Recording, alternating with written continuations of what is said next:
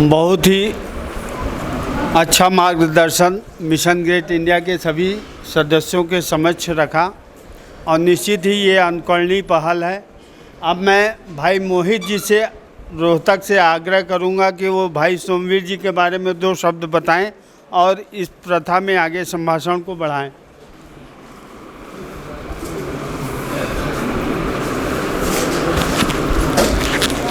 सभी को नमस्कार। आज का जो समय है जो हम देखते हैं, हर कोई बंदा एक चीज़ के पीछे भाग रहा है और उसकी रेस लगी हुई है पैसा कमाने की, जिसकी वजह से अपने रिश्ते नाते बच्चे हर कोई दूर हो जाता है और मतलब बहुत सी क्रूतियाँ इस पैसे को कमाने के पीछे जो भागे हैं लोग, उसकी वजह से समाज में बहुत सी क्रूतियाँ भी आई हैं। क्योंकि जब हम देखते हैं हमारे दादा वगैरह जब थे, जब वो पैसे के पीछे नहीं भागते थे तो हमारा समाज बहुत ही सुदृढ़ और सह अस्तित्व के साथ रहता था। एक्चुअल में जो ये पैसा है, ये असली है या नकली, या ये एक पर्ची है, या हमारे साथ ये कागज़ के नोट दे के कर्जे के तौर पे हमारी ज़मीनों को हड़पने का षड्यंत्र है। क्योंकि जो व्यक्ति पूरे विश्व के बैंकों को चलाता है उसका नाम है रॉथस्चाइल्ड, यहूदी है। पूरे वर्ल्ड का बैंकिंग सिस्टम उसके हाथ में है और पैसा जो भी है विस्तार से कि हमें पैसे की रेस को ना भाग के अपने रिलेशंस को कमाना है, उसके बारे में विस्तार से सोमवीर भाई आपको बताएंगे। कृपया ध्यान से सुनना, बहुत ही ज़रूरी चीज़ है। इसको अगर आपने समझ लिया तो ये मान लो आपका बैंक का कर्जा मुक्ति होगी, माफ़ी नहीं, मुक्ति, बाकायदा एनओसी लेके बैंक से। बस इसको समझ लेना।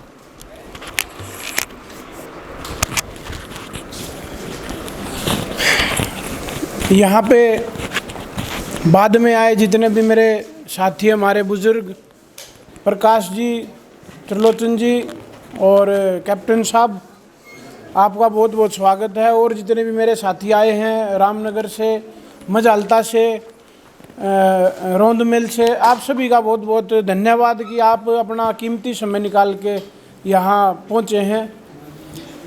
और जैसे कि अभी डॉक्टर साहब भी बता रहे थे कि कुछ खाने की नमकीन का जिक्र हुआ, नमकीन खाते हैं, उसके इंग्रेडिएंट्स क्या हैं। मैं आपको कुछ 1-2 बात उसके बारे में बताता हूँ। जो उसके नमकीन के किसी भी पैकेट के पीछे हम उसके इंग्रेडिएंट्स देखते हैं तो उसके अंदर पाम ऑयल और कॉटन सीड ऑयल आप कभी भी चेक करना, उसके ऊपर लिखा मिलेगा।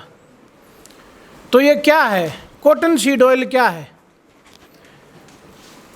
कुछ साल पहले जो हमारा देसी बीज होता था कॉटन का, उस बीज को बदल के जीएमओ, जेनेटिक मॉडिफाइड कर दिया गया।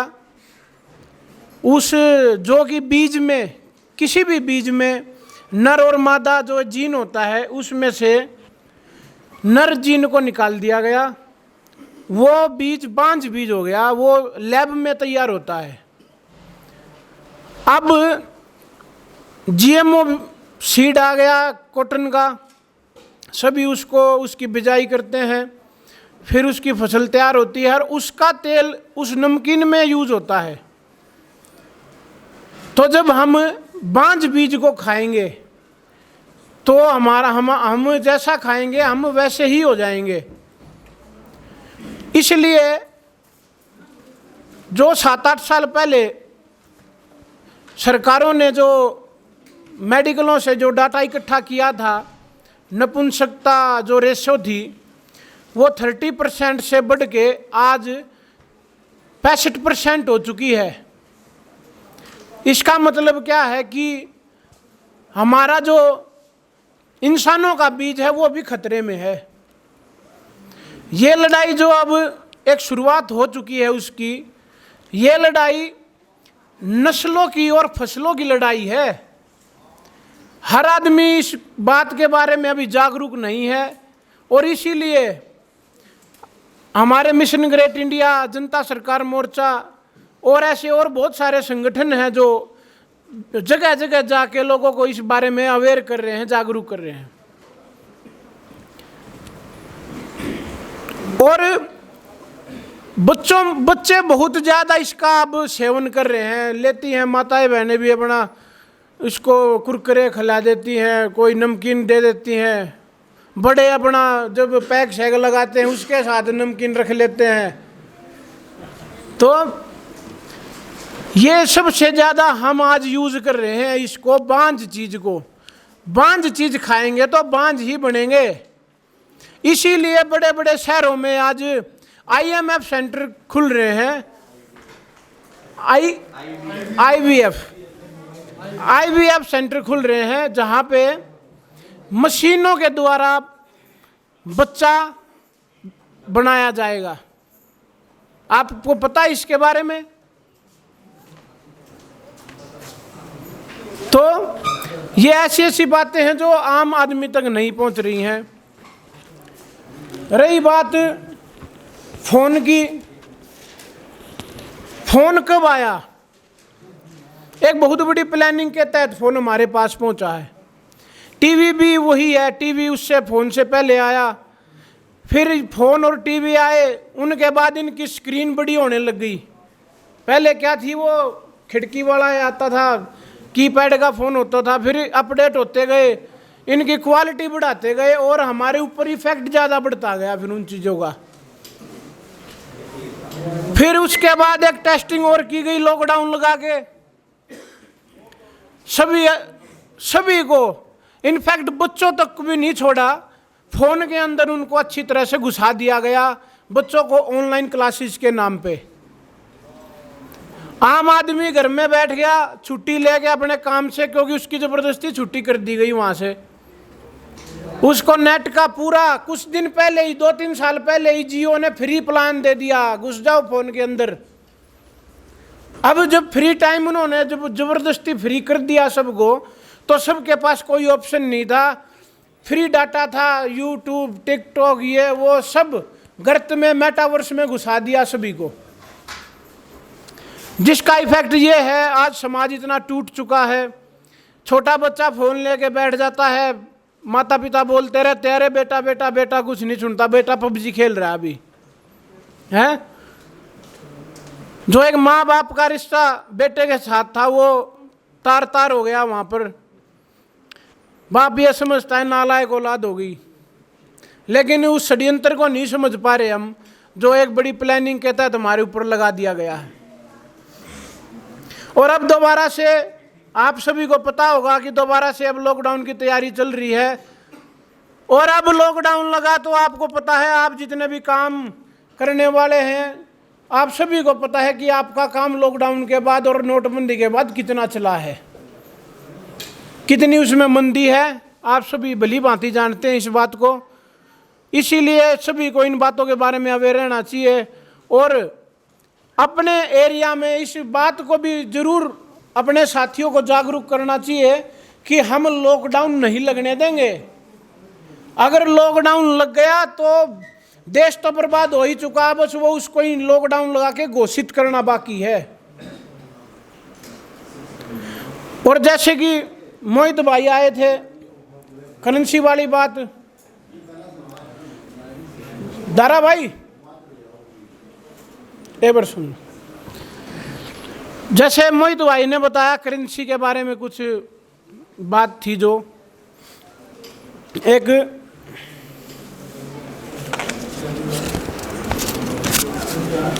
ये क्या है, बता सकते हैं आप ये क्या है? ये पर्ची है जी, नोट कह लो, पर्ची कह लो। ये 500 रुपए की पर्ची है, पर्ची। ये रुपया नहीं है, ये पर्ची है, पर्ची। जब किसान फसल लेके आड़ती के पास जाता है ना, तो वो एक पर्ची पर लिख के देता है कि वहाँ जाके तेल डला लेना, या कहीं किसी दुकान को बोल के वहाँ से अपना बीज वगैरह कुछ भी उठा लेना, तो वो पर्ची देता है। ऐसे ये पर्ची है जी, ये रुपया नहीं है, ये एक पर्ची है। इसको गवर्नर का एफिडेविट भी बोल सकते हैं हम। इसके नीचे गवर्नर के साइन है, ये गवर्नर का लिखित का एफिडेविट है, ये रुपया नहीं है। इसके ऊपर लिखा है मैं धारक को 500 रुपये अदा करने का वचन देता हूं। और इससे पहले जो पुराने नोट होते थे, मैं आपको अगर दिखाऊं, पुराना नोट ऐसा होता था, देखो है क्या, ये भारत सरकार का, इसमें नहीं लिखा, धारक नहीं लिखा। नहीं, ये नहीं, ये दूसरा, ये अलग, ये रुपया भारत सरकार छापती है।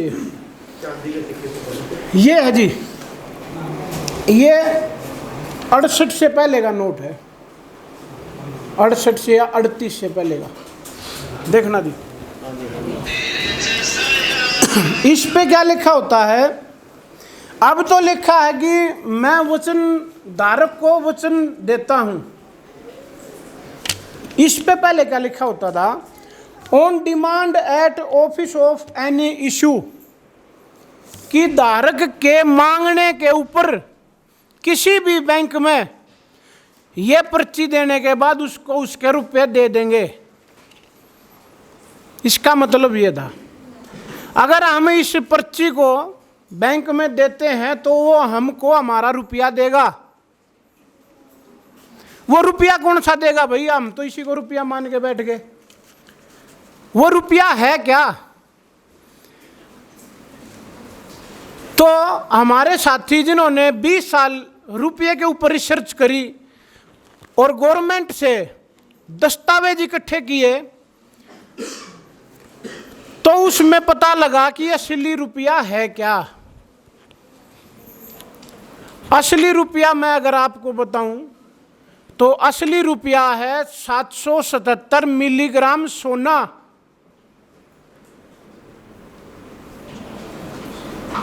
777 मिलीग्राम सोना बराबर है 1 रुपया। आज 777 मिलीग्राम सोने की कितनी कीमत है? 4,000 रुपये। 4,000 रुपये। तो असली रुपया हमारा 777 मिलीग्राम सोना है। हमको ये पर्चियाँ देके बेवकूफ़ बनाया गया है, जो कि हम बनेंगे नहीं। हमारे पास हर एक सरकारी दस्तावेज रखा हुआ है जो इस बात को साबित करता है कि असली रुपया 777 मिलीग्राम सोना है, ना कि ये पर्चियाँ। अच्छा, उसके बाद एक और रिसर्च करी। 3 सिक्के लिए,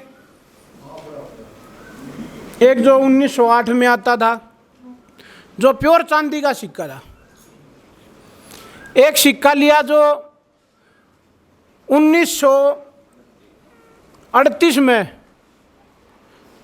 आधा चांदी आधा मिलावट का आया। और उसके बाद जो एक बाद में पूरा गिलट का आ गया।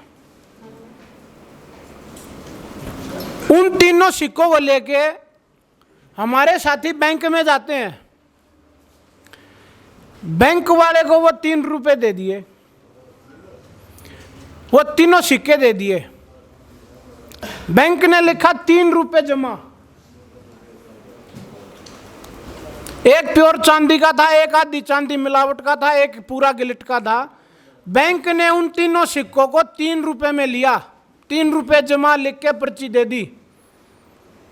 फिर बोले वापस दे दो। बोले अब ये तो नहीं मिलेंगे। बोले क्यों नहीं मिलेंगे भाई, ना अब तो दूसरे मिलेंगे।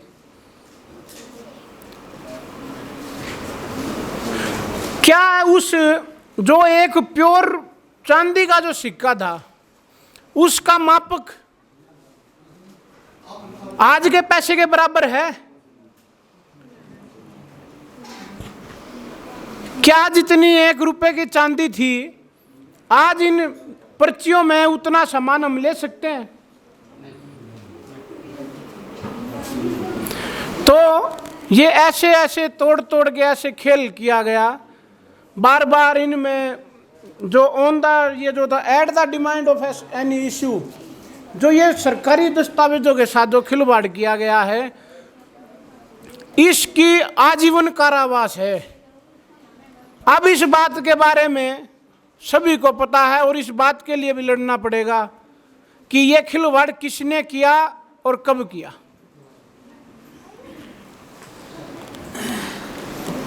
और रही बात एक बैंकों की, और आपको छोटी सी बात बताऊं,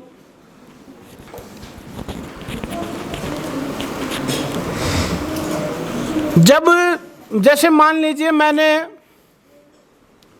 1000 रुपये छाप दिए, रिजर्व बैंक हूं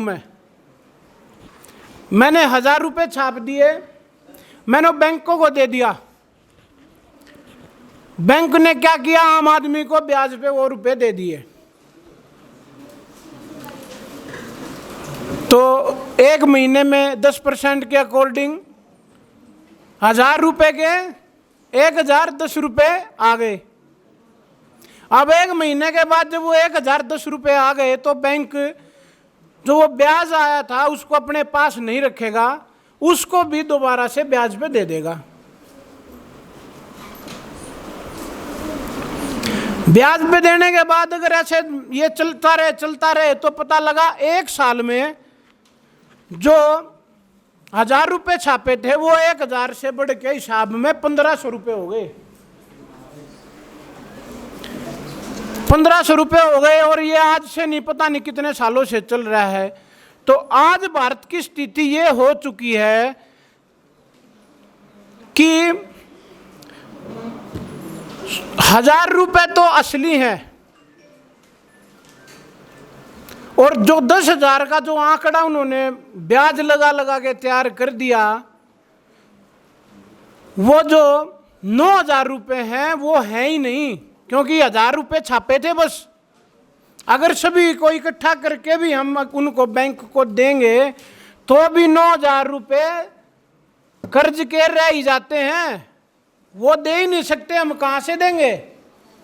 छपे कितने? छपे तो 1000 ना। अगर वो सारा इकट्ठा करके भी हम दे देंगे कि चलो भाई अपना सारा पकड़ो, तो क्या दे देंगे? और कर्ज के नाम पर हमारे सभी की, कोई किसी की बाइक है, किसी के किसान कार्ड के जमीन है, किसी ने दुकान पे लोन ले रखा है, किसी ने प्लाट पे लोन ले रखा है, और अभी भी बार बार फोन आते रहते हैं लोन ले लो।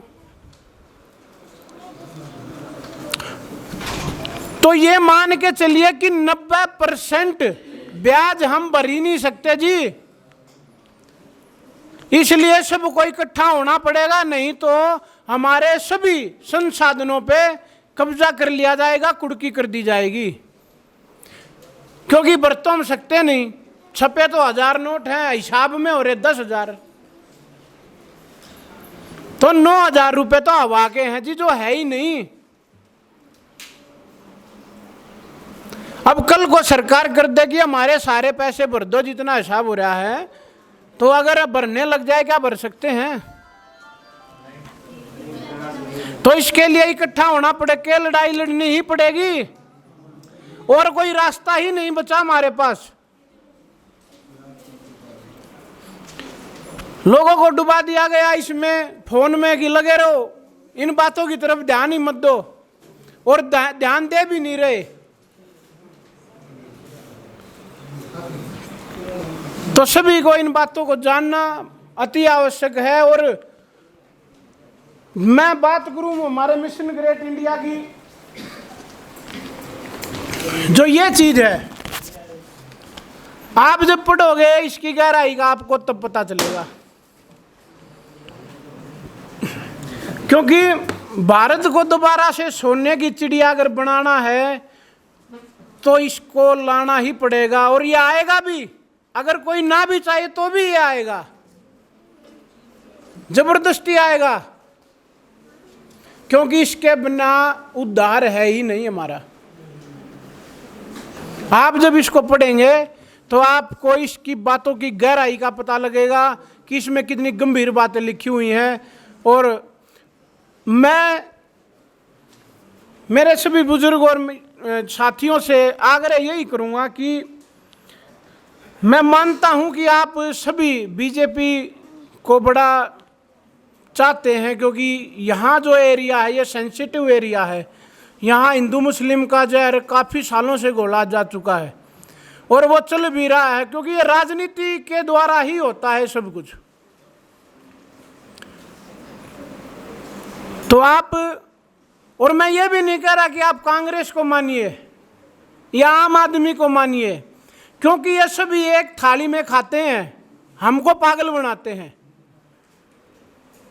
क्योंकि जो मैं बात करूं तो ये जो कोरोना में लॉकडाउन का खेल था, मास्क का खेल था, तो हर समय इतनी मतलब कि इतनी टाइट सिक्योरिटी इन्होंने हर चौराहे पे, हर गांव से किसी को निकलने नहीं दिया, कहीं जाने नहीं दिया।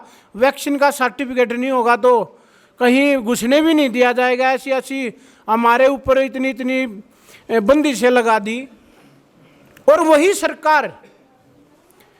सरकार अपने हल्फनामे में सुप्रीम कोर्ट में यह बोलती है कि हमारी सिर्फ सहानुभूति है मरने वालों के साथ। जिसने वैक्सीन लगवाई है उसमें बाद में मरा है, हम उसके साथ अपनी सहानुभूति रखते हैं, लेकिन जिम्मेवारी नहीं लेते, क्योंकि इंसानों ने यह खुद लगवाई है अपनी मर्जी से।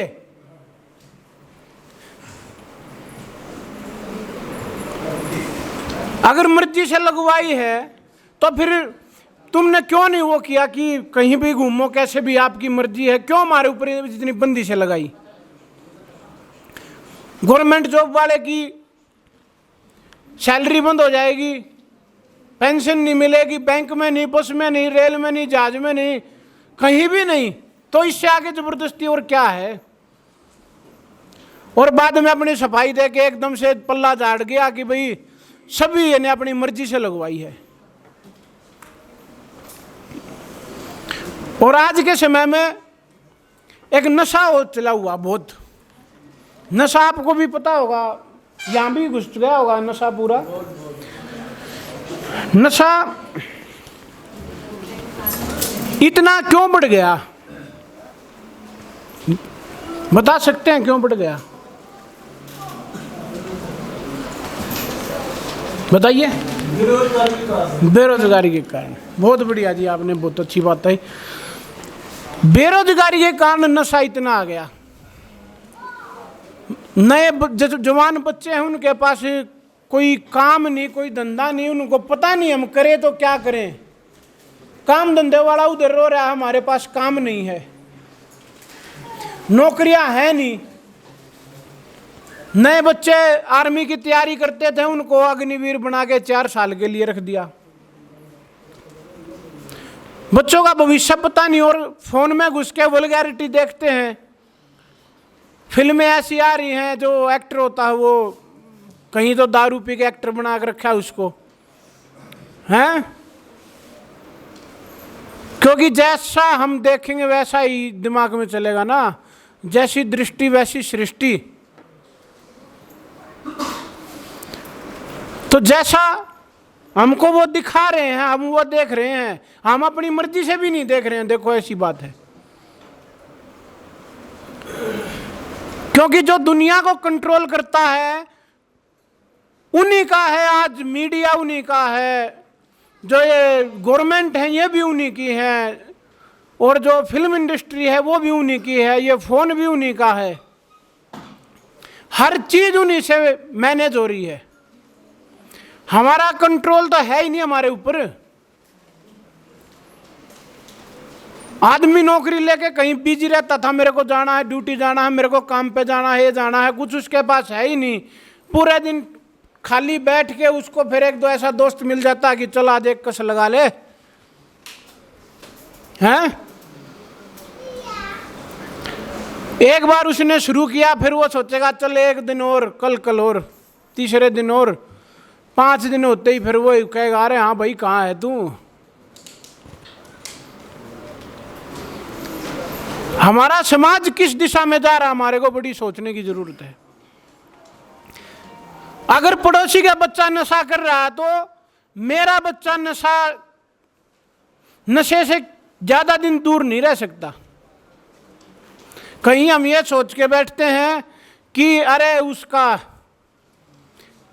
उसका बेटा नशे कर रहा है, यार कोई नहीं, क्या बोलना है, ऐसे ही करेंगे। तो नहीं, अगर गांव के दूसरे कोने पे कोई नशा कर रहा है तो उस गांव में फैलने के उस नशे में ज्यादा समय नहीं लगेगा।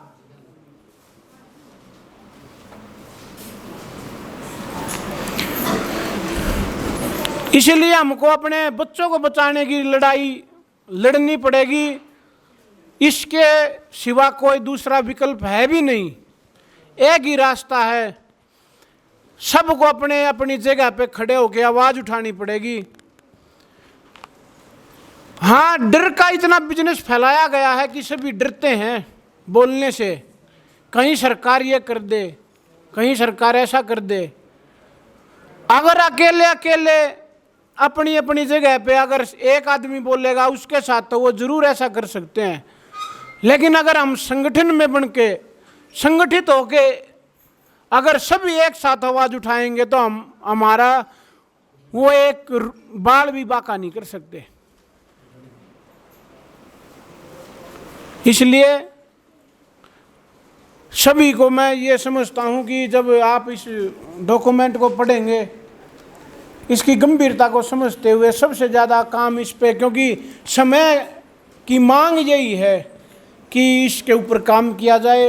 नहीं तो वो दिन ज़्यादा दूर नहीं है कि पहले तो अंग्रेजों के गुलाम थे तो हम अब भी हैं, तो हम अब भी, क्योंकि जब इंग्लैंड की रानी एलिजाबेथ मरती है तो हिंदुस्तान का झंडा आधा नीचे कर दिया जाता है। क्या एक आजाद देश में ऐसी बातें शोभा देती हैं? क्या ये उचित था? और कोई इसके ऊपर बोला नहीं।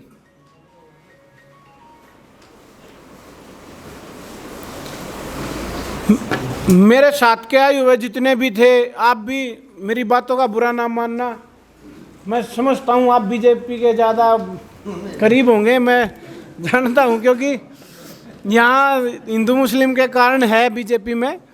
लेकिन कोई भी समर्थक नहीं बोला इसके बारे में कि हमारे आज़ाद देश का झंडा नीचे क्यों झुका दिया गया। वैसे तो हम झंडे को बोलते हैं नीचे नहीं होना चाहिए। कहीं भी हम छोटे छोटे प्रोग्राम करते हैं, 15 अगस्त का, 26 जनवरी का, शहीदी दिवस का, वहाँ पे छोटे बच्चे झंडा के लेकर चलते हैं तो बोलते हैं अरे ध्यान से, गिरना नहीं चाहिए। छोटे बच्चों को यह समझाते हैं हम। लेकिन जब जो हमारा मेन झंडा, जहाँ पे हमारा संविधान में जहाँ पे बैठते हैं उसकी चर्चा करते हैं, वहीं का झंडा नीचे कर दिया गया और कोई बोला नहीं, यह बड़े शर्म की बात थी। मैंने तो एक वीडियो भी निकाला था इसके खिलाफ, लेकिन हमारी वीडियो को कौन सुनता है? सुनते तो उसके हैं जो प्लांटेड ओपोजिशन है। आजकल आप ये मत समझना कि भी राहुल गांधी को डाल दिया जेल में। कोई भी काम अगर आज हो रहा है पिछले 10-12 साल से, वो हर एक काम, जैसे एक फिल्म होती है ना, उसमें स्क्रिप्ट पढ़ते हैं, एक्टर पढ़ता है क्या बोलना है, वो जो भी कोई भी उसमें जो कलाकार हैं वो सभी अपना अपना रोल अदा करते हैं।